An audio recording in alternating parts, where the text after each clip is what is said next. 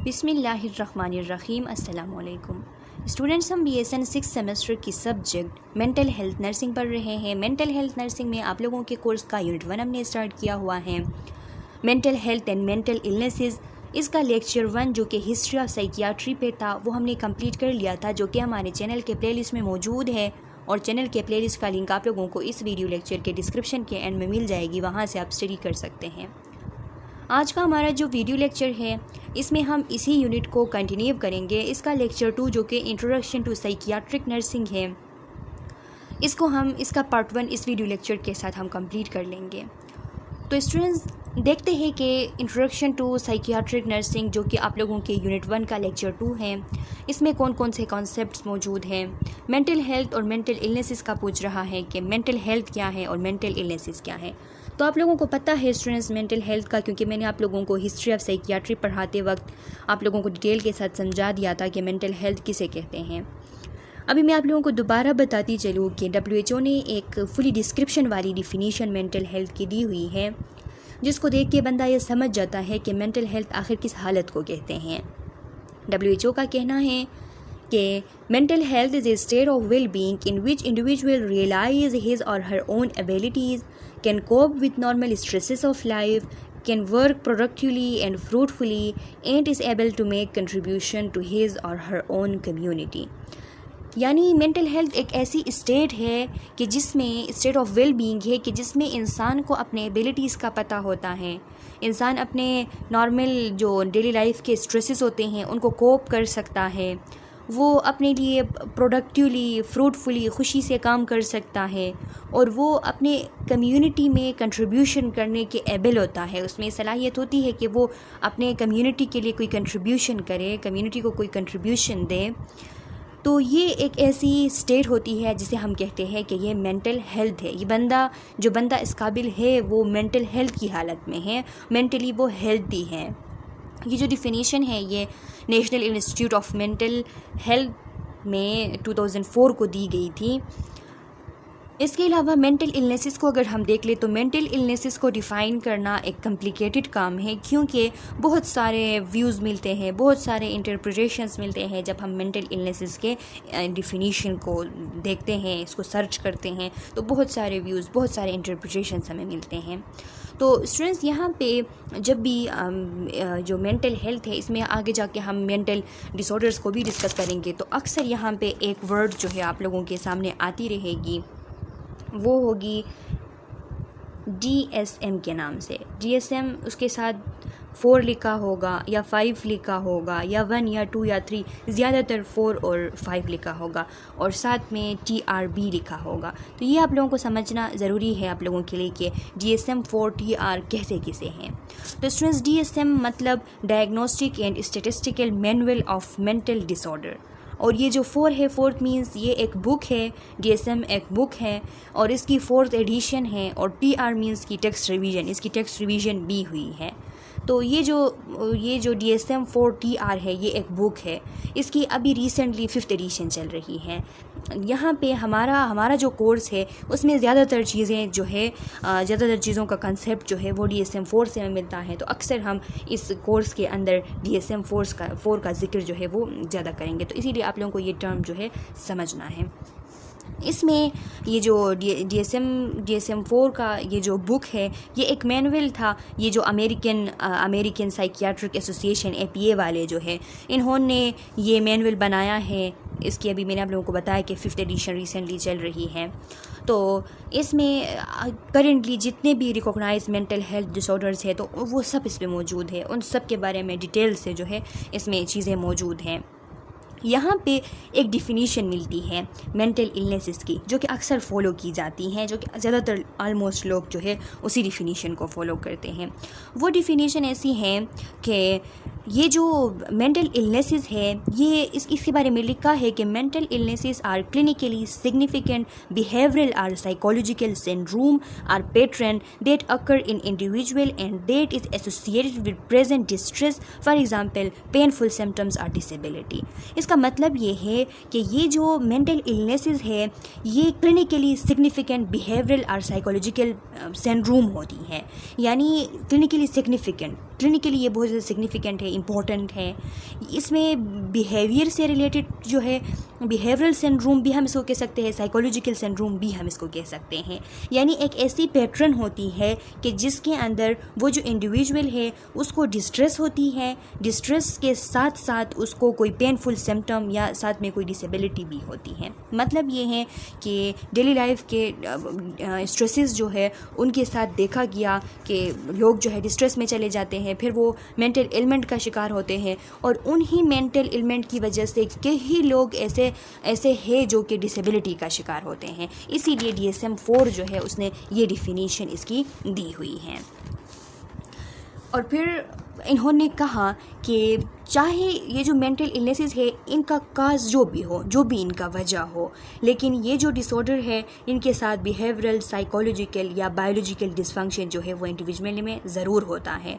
यानी कोई भी मेंटल इलनेस जब होती है तो उसके साथ बिहेवियरल, साइकोलॉजिकल या बायोलॉजिकल डिसफंक्शन जो है वो ज़रूर होती हैं।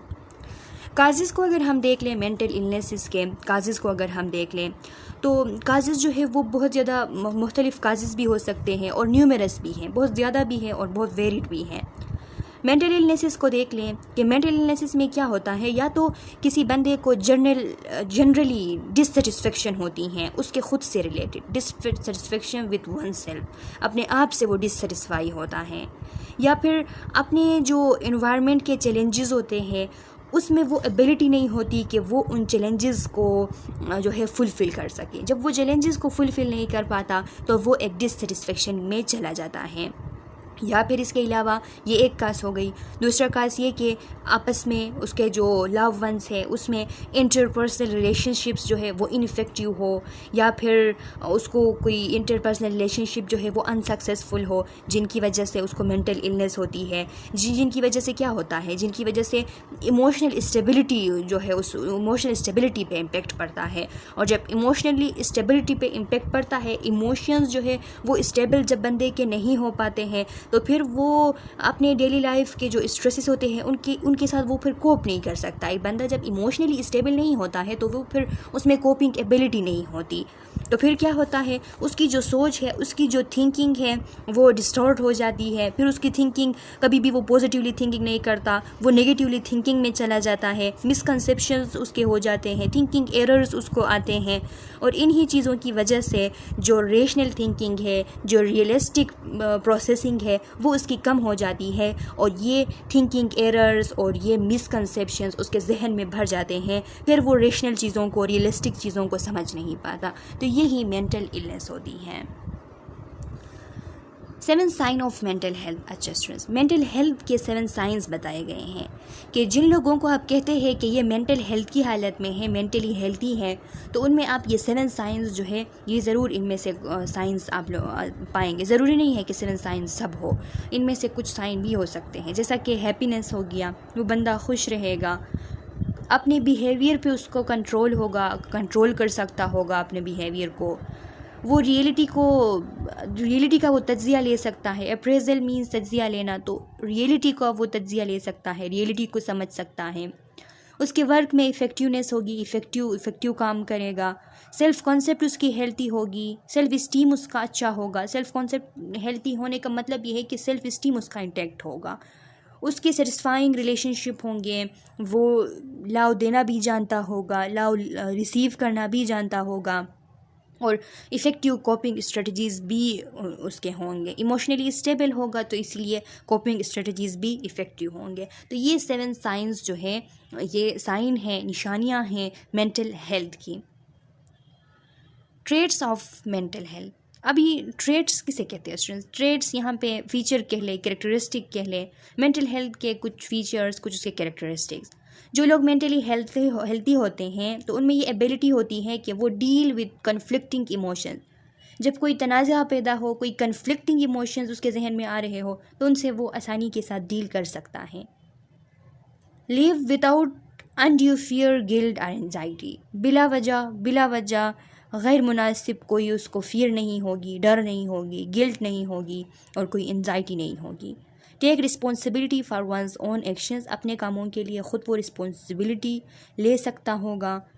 क्लियरली वो सोच सकता होगा, और जो भी कोई डेवलपमेंटल टास्क हो रही होगी तो उसमें वो निगोशिएशन कर सकता होगा। ये सारी जो चीज़ें हैं, ये सारे जो फीचर्स हैं, ये मेंटली हेल्थ पर्सन के फीचर्स हैं। Prevalence of psychiatric disorder USA. आप देखिए स्टूडेंट्स, यूएसए में जब ये रिसर्च की गई थी तो इसकी जो प्रिवेलेंस है कि ओल्ड और न्यू केसेस जो है मेंटल साइकियाट्रिक डिसऑर्डर्स की, तो वो किस तरह आए थे, यहाँ पे वो आप लोगों को उनकी स्टेटिस्टिक जो है वो दी गई है। The Department of Health and Human Service and the National Institute of Mental Health 2004 provide the following statistics. Department of health and human services और national institute of mental health इन दोनों ने मिल के 2004 को ये स्टेटिस्टिक दिए हुए थे कि 57.7 million Americans have a mental illnesses. देखें, अमेरिकन्स का देखा था तो 57.7 मिलियंस जो अमेरिकन्स थे उनको वो मेंटल इलनेसेस का शिकार थे। That is 26.2% of Americans 18 or older. उसमें एज को देखा गया तो 26.2 जो थे वो या तो 18 साल के या फिर 18 साल से थोड़े जो है वो ओल्डर थे। 4 of 10 leading causes of disability include major depression, bipolar disorder, schizophrenia and obsessive compulsive disorder। और जो 4 लीडिंग काजेज़ थे डिसेबिलिटी के, उस टाइम अमेरिकन्स में जो 4 लीडिंग काज थे डिसेबिलिटी के, उनमें एक मेजर डिप्रेशन था, बाइपोलर डिसऑर्डर था, शिज़ोफ्रेनिया था और ऑब्सेसिव कंपल्सिव डिसऑर्डर्स था। ये डिसऑर्डर सारे हम आगे जाके डिस्कस करेंगे। मेजर डिप्रेशन भी हम डिस्कस करेंगे। बाइपोलर डिसऑर्डर इसको इसलिए कहा जाता है क्योंकि इसमें जो लोग बाइपोलर डिसऑर्डर का शिकार होते हैं तो उनमें 2 पीरियड्स होते हैं, 2 पीरियड्स आते हैं, 2 टाइम उनके लाइफ में आते हैं। एक तो वो कि उसमें वो बहुत ज़्यादा खुश होते हैं, बहुत ज़्यादा वो हैप्पी फील करते हैं, एनर्जेटिक होते हैं, एनर्जाइज्ड होते हैं, फुल ऑफ एनर्जी होते हैं कुछ वक्त के लिए। फिर वो थोड़े से नॉर्मल हालत में रहते हैं और फिर एक ऐसी टाइम आ जाती है कि वो एक ऐसी कंडीशन में चले जाते हैं कि उसमें वो बहुत ज़्यादा स्लगिश और बहुत ज़्यादा वो होपलेस और सैड नज़र आते हैं। यानी उनके लाइफ के 2 पोल्स होते हैं। एक पोल में कुछ वक्त के लिए 2 पीरियड्स आते हैं, 2 पोल्स होते हैं कि 2 पोल्स कह लें। कुछ वक्त के लिए वो बहुत ज़्यादा खुश रहने लगते हैं, हाईली एनर्जाइज्ड होते हैं, और कुछ वक्त के लिए वो बहुत ज़्यादा स्लगिश, बहुत ज़्यादा खफा, बहुत ज़्यादा वो होपलेस रहते हैं।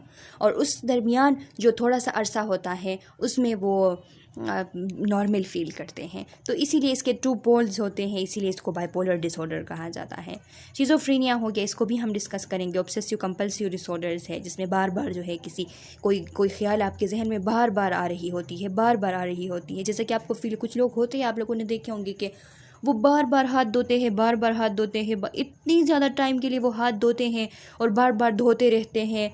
तो उनके जहन में ये ख्याल आ रही होती है बहुत ज़्यादा तेज़ी के साथ, बार बार के मेरे हाथ जो है वो गंदे हो गए हैं, इसमें जर्म्स लग गए हैं। तो इसीलिए वो बार बार इस तरह हाथ धोते रहते हैं, या कोई और भी ऐसा काम कि वो बार बार करते रहते हैं। तो ये ऑब्सेसिव कंपल्सिव डिसऑर्डर कहलाती हैं। आगे जाके ये डिटेल में सारी डिसऑर्डर्स मौजूद हैं, हम डिस्कस करेंगे सबको एक एक करके डिटेल से। The economic burden of mental illnesses in the United States exceed $170 billion. अब देखिए वहाँ पे देखा गया कि मेंटल इलनेसेस के जो बर्डन थे वो $170 बिलियन तक पहुँच गए थे। इतना बर्डन उन पे आ रहा था, इकोनॉमिकल बर्डन इसका इतना ज़्यादा हो गया था। फिर national institute of mental health ने 2002 में फिर दोबारा स्टेटिस्टिक्स जमा किए यूएसए का। तो उस टाइम क्या reading I? Effective disorders 9.5%, 18.8 million. आप देखिए स्टूडेंट्स, यहाँ पे इफेक्टिव डिसऑर्डर्स की बात आई तो इफेक्टिव डिसऑर्डर्स के बारे में आप लोगों को बताती चलूँ कि ये जो मूड डिसऑर्डर्स होते हैं, जैसा कि डिप्रेशन हो गया, बाइपोलर डिसऑर्डर हो गया, इनको इफेक्टिव डिसऑर्डर्स भी कहा जाता है। इफेक्टिव डिसऑर्डर्स इनको इसलिए कहा जाता है क्योंकि ये जो डिसऑर्डर्स होते हैं ये प्राइमरीली इंसान के इमोशनल स्टेट जो है उसको ये अफेक्ट करती हैं, उनके मूड को अफेक्ट करती हैं, उनके इमोशनल स्टेट को अफेक्ट करती हैं।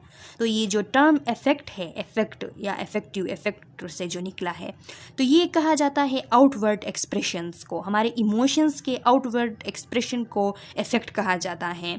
जैसा कि हमारे फेशियल एक्सप्रेशंस हो गए, हमारे गेस्चर्स हो गए, जिनके थ्रू हम इमोशंस को कन्वे करते हैं।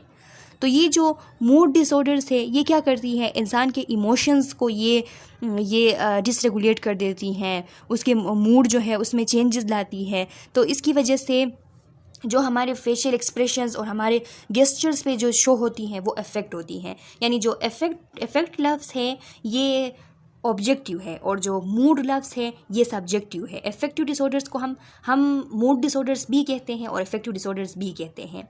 इसमें क्या होता है, शुरू में ये डिप्रेशन और बाइपोलर डिसऑर्डर शुरू में ये मूड को सब्जेक्टिवली बंदे को जो है वो उस पर बहुत ज़्यादा हावी पड़ते हैं, फिर जाके उसके एक्सप्रेशन में भी शो होने लगते हैं, बिहेवियर में भी शो होने लगते हैं। तो इसीलिए इनको अफेक्टिव डिसऑर्डर्स भी कहा जाता है। तो ये 9.5% ये इफेक्टिव डिसऑर्डर्स थे जो कि 18.8 मिलियन बनते थे। सुसाइड के केसेस जो है वो 29,350 पीपल कमिटेड सुसाइड। उस टाइम इतने लोगों ने 29,350 लोगों ने सुसाइड जो है वो कमिट किया हुआ था।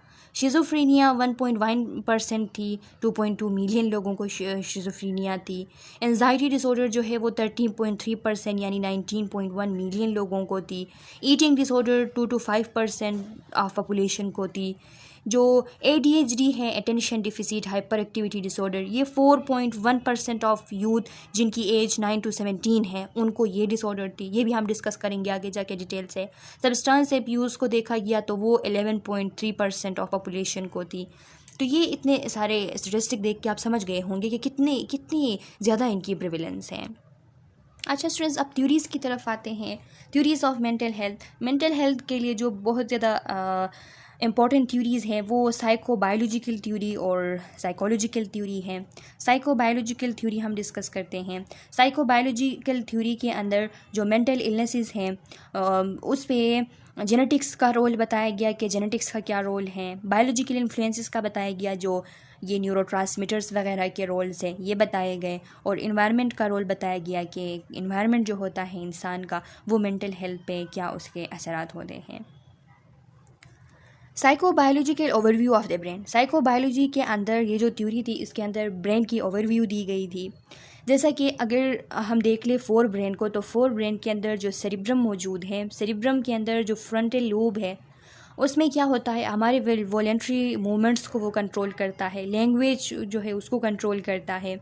जो एग्जीक्यूटिव फंक्शंस होते हैं हमारे वो फ्रंटल लूप में होते हैं, फ्रंटल लूप उनको कंट्रोल करता है। एग्जीक्यूटिव फंक्शंस किसे कहते हैं, सेट ऑफ कॉग्निटिव प्रोसेस होते हैं जो कि कॉग्निटिव कंट्रोल जो होता है हमारे बिहेवियर का उसके लिए ज़रूरी होते हैं। हमारे बिहेवियर के कॉग्निटिव कंट्रोल के लिए जो सेट ऑफ कॉग्निटिव प्रोसेसेस जो इसमें इन्वॉल्व होते हैं, जो ज़रूरी होते हैं, उनको हम कहते हैं एग्जीक्यूटिव फंक्शन।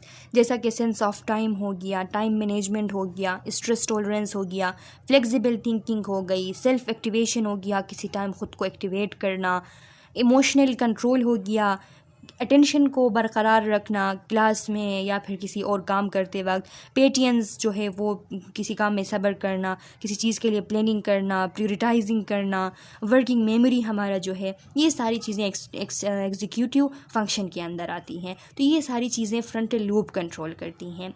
पेराइडल लूप में हमारे सेंसरी इम्पल्सेस, टेक्टाइल सेंसेशंस जो टच सेंसेशंस वगैरह है वो, और टेम्पोरल लूप के अंदर हमारी memory, emotions, taste, smell, auditory, ये सारे कंट्रोल्स, और ऑक्सीपिटल लूप के अंदर विजन, विजुअल परसेप्शंस, ये सारी चीज़ें। स्टूडेंट्स, आप लोगों को इनका पहले से पता है ब्रेन की फिजियोलॉजी का, कि ब्रेन के कौन से पार्ट के कौन से फंक्शंस है, इसीलिए मैं इसमें डिटेल में जाने की इतनी ज़रूरत नहीं है, तो इसलिए मैं पढ़ती जा रही हूँ। फिर भी अगर आप लोगों को किसी टॉपिक में या किसी पॉइंट में, किसी टर्मिनोलॉजी में मसला हो तो फिर मुझे कमेंट सेक्शन में आप लोग बता दीजिएगा। डायनसेफेलन देख ले। डायनसेफेलन्स में thalamus, hypothalamus, limbic system include होते हैं। थैलेमस के अंदर हमारा जो मोटर पाथवे होता है, सेंसरी इम्पल्सेस होती हैं, उन पे कंट्रोल होता है। हाइपोथैलेमस के अंदर हार्मोनल फंक्शनिंग पे कंट्रोल होता है। हार्मोनल फंक्शनिंग का वहाँ पे जो है वो हाइपोथैलेमस के अंदर। लिम्बिक सिस्टम जो है वो इमोशंस को मॉड्यूलेट करता है, मॉड्यूलेट मीन्स के रेगुलेट करता है। मिड ब्रेन अगर मेसेंसेफेलन का हम देख ले तो विजुअल और ऑडिटरी इन्फॉर्मेशन जो है वो यहाँ पे प्रोसेस होती हैं।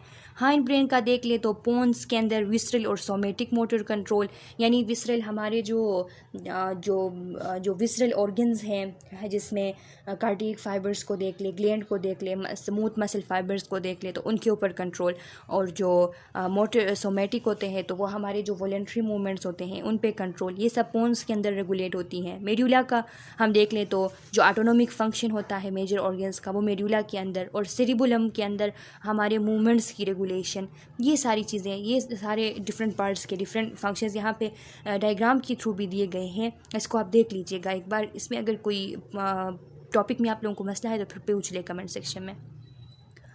साइकोबायोलॉजिकल न्यूरॉन का यहाँ पे जिक्र था, साइकोबायोलॉजिकल थ्योरी के अंदर न्यूरॉन का जिक्र था कि न्यूरॉन के थ्रू क्या होता है, इलेक्ट्रिकल इम्पल्सेस की कंडक्शन होती है, न्यूरोट्रांसमीटर्स यहाँ बनते हैं, रिसेप्टर्स की बात हुई थी कि इन सब का रोल्स होता है, कैसे रोल्स होता है, क्या क्या काम होता है। तो लिखा है कि न्यूरोट्रांसमीटर्स आर केमिकल मैसेंजर्स, ये केमिकल मैसेंजर्स होते हैं।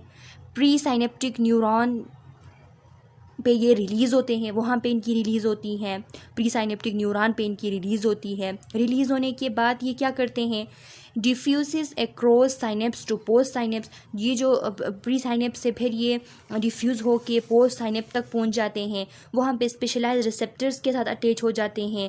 अटैच होने के बाद या इनका काम, अगर इनहिबिटरी न्यूरोट्रांसमीटर्स है तो इनहिबिशन का काम करती है, अगर स्टिमुलेटरी न्यूरोट्रांसमीटर्स है तो स्टिमुलेशन का काम करती हैं। फिर यहाँ से या तो ये रिलीज़ हो जाती हैं, रिलीज़ होने के बाद या तो ये डिस्ट्रॉय होती हैं, या फिर ये रिसाइकलिंग के लिए टेक बैक होती है, वापस लिया जाता है, रीअपटेक इनकी होती है रिसाइकलिंग के लिए, या फिर यहाँ पे ये डिस्ट्रॉय हो जाते हैं। तो अब देखिए यहाँ पे मेन चीज़ जो है वो यहाँ पे आ गई। साइकोबायोलॉजिकल थ्योरी की जो मेन बातें थी, मेजर बातें थी, वो यही थी कि न्यूरोट्रांसमीटर, रिसेप्टर्स, इनका रोल होता है डिसऑर्डर के साथ। अब देखें कि डोपामीन एक न्यूरोट्रांसमीटर है जो कि डोपामीन रिसेप्टर इसके लिए दिए रिसेप्टर्स। अब अगर डोपामीन ज़्यादा हो जाती है, डोपामीन की लेवल अपने नॉर्मल लेवल से इंक्रीज़ होती है तो शिज़ोफ्रेनिया का कंडीशन होता है। पेशेंट शिज़ोफ्रेनिया जो कि मेंटल डिसऑर्डर है, आगे जाके ये एक बड़ा सा टॉपिक है, इसको हम डिटेल से डिस्कस करेंगे। ये शिज़ोफ्रेनिया हो जाती हैं, मेनिया हो जाता है जिसमें बंदा जो है वो बहुत ज़्यादा ओवर वो खुश होता है, बहुत ज़्यादा जो है वो यूफोरिया की कंडीशन में होता है। अगर डोपामीन की कमी हो जाती है, नॉर्मल लेवल से कम हो जाती है तो पार्किंसंस डिजीज़ हो जाती है, पेशेंट को डिप्रेशन में वो चला जाता है। नॉरएपिनेफ्रिन को देख ले, नॉरएपिनेफ्रिन जो है उसकी जो रिसेप्टर है वो नॉरएपिनेफ्रिन रिसेप्टर, अगर नॉरएपिनेफ्रिन ज़्यादा होता है, लेवल इसकी बढ़ जाती है तो मेनिया होता है, बंदा जो है मेनिया की कंडीशन में चला जाता है। अगर कम होती है तो डिप्रेशन में चला जाता है। सेरोटोनिन को देख ले, 5-HT जो इसके रिसेप्टर्स है, सेरोटोनिन रिसेप्टर्स, ये जब ज़्यादा हो जाती है सेरोटोनिन की लेवल तो एंजाइटी में चला जाता है बंदा, जब कम हो जाती है तो डिप्रेशन में चला जाता है। गामा एमाइनो ब्यूटेरिक एसिड जो कि एक इनहिबिटरी न्यूरोट्रांसमीटर है, इसके रिसेप्टर्स गाबा है। अब यहाँ पे देख ले कि गाबा जब ज़्यादा हो जाती है तो एंजाइटी कम होती है।